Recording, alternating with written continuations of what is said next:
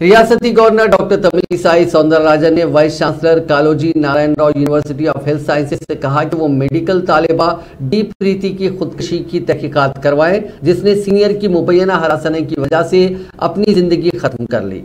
راج بھون نے vice chancellor کو ایک مکتوب روانہ کرتے ہوئے حقائق سامنے لانے کے لیے تمام ممکنہ زاویوں سے تحقیقات کے لیے کہا ہے۔ وائس چانسلر سے کہا گیا کہ وہ ایک تفصیلی رپورٹ پیش کریں۔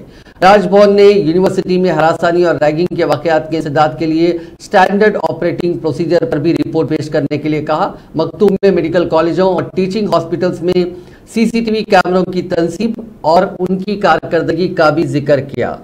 گورنر نے اس واقعے کا سخت نوٹ لیا جس میں کاکتیہ میڈیکل کالج ورنگل کی ایک ایم ڈی کی طالبہ پریتی نے خودکشی کر لی تھی۔ ورنگل میں شعبہ اینستھیسیا میں پوسٹ گریجویٹ ایم ڈی کی سال اول کی طالبہ پریتی نے 22 فروری کو ایم جی ایم اسپتال میں اس وقت ہلاکت خیز انجیکشن لے لیا تھا جب وہ ڈیوٹی پر تھی۔ اسی دن اسے حیدرآباد کے نظام انسٹیٹیوٹ آف میڈیکل سائنسز منتقل کیا گیا جہاں وہ 26 فروری کو جانبر نہ ہو سکی۔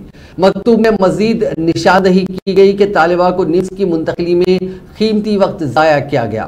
یہ بھی محسوس کیا گیا کہ اس طالبہ کا ایم جی ایم میں ہی علاج کیا جا سکتا تھا۔ پیر کو ضلع جنگاؤں میں 26 سالہ قبائلی طالبہ کی آخری رسومات انجام دی گئی۔